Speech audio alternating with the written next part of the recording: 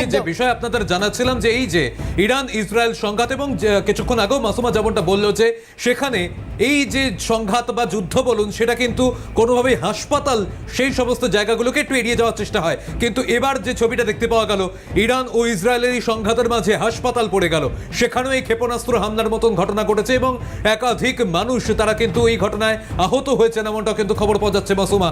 অর্থাৎ এই যে সংঘর্ষ সেখানে কিন্তু সাধারণ মানুষ তারা যেমন এই মাঝে পড়ে যাচ্ছে তেমনি সেখানে দেখতে পাওয়া যাচ্ছে হাসপাতাল সেটাও কিন্তু ছাড় পাচ্ছে না। একেবারে ইসরায়েলের ক্ষেপণাস্ত্র হামলার পাল্টা হামলা এবার ইরানের, যেমনটা জানা গিয়েছে দক্ষিণ ইসরায়েলের শোরকো হাসপাতাল সেখানে হামলা চালানো হচ্ছে এবং যখন কোনো সংঘর্ষ চলে, যখন কোনো সংঘাতের পরিস্থিতির সৃষ্টি হয় তখন হাসপাতালগুলো কিন্তু তার আওতায় পড়ে না।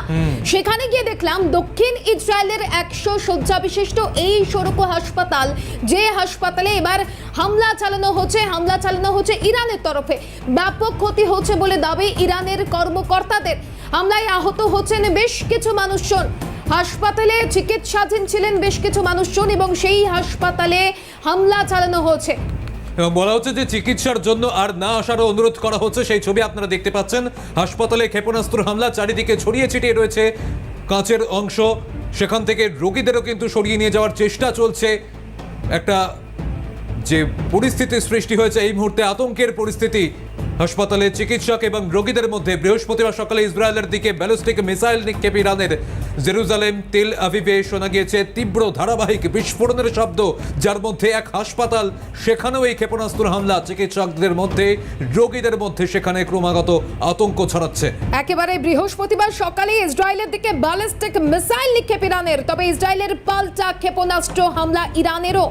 যেখানে যে তথ্য উঠে আসছে বা যে ছবি এই মুহূর্তে দেখাচ্ছি যে দক্ষিণ ইসরায়েলের একটি হাসপাতালে আক্রমণ করা হচ্ছে।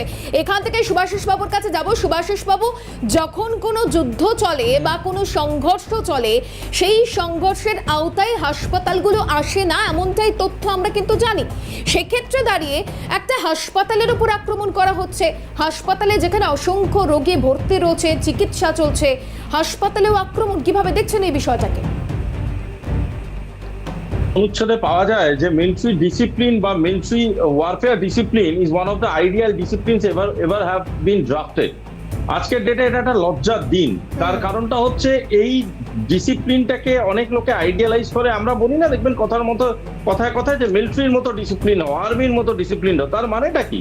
তার মানে জীবনশৈলীর মধ্যে এমন একটা ডিসিপ্লিন আছে যে ডিসিপ্লিনটাকে আমরা অনুকরণ করতে পারি এবং সেটাই জীবনে অনুকরণ করা উচিত। আজকে ওয়ারফেয়ার ডিসিপ্লিনে যে ঘটনাগুলো ঘটাচ্ছে, যে সিভিল ব্র্যাকেটস গুলো হিট করছে, যে মানুষগুলোকে মারছে, তাদের সাথে তো কোনো রকম কোনো যোগাযোগ নেই এই যুদ্ধে। এটা একটা রাজনৈতিক চাপানোতর, যেটা একটা যুদ্ধের ফরমেশন নিয়েছে। তাতে যারা হসপিটালাইজড বা তাদের যারা সেবা করছে, সেই ডাক্তার, নার্স বা হসপিটাল কর্মী, তাদের কি দোষ ছিল এটা কিন্তু ইরান জাস্টিফাই করতে পারবে না। যদিও আমি এ ব্যাপারেও পক্ষপাতী নই যে ইসরায়েলও যখন তাদের টিভি চ্যানেলকে হামলা করেছিল, both and this is a very very bad example. এটা খুব নোংরা একটা পদ্ধতির মাধ্যমে একে অপরকে হিট করা হচ্ছে। আমি বিশ্বাস করবো অ্যাজ এ ম্যাচিওর পাওয়ার এদের দুজনদেরই একবার ভেবে দেখা উচিত যে এই ধরনের ওয়ারফেয়ারকে যদি আমরা প্রমোট করি দিনের পর দিন, তাহলে কিন্তু আখেরে যাদের জন্য বা যে কারণের জন্য আপনারা যুদ্ধ করছেন তারা কেউই আর বাঁচবে না। যেটা বাঁচবে সেটা হলো শুধুই একটু ধ্বংসস্তূপ।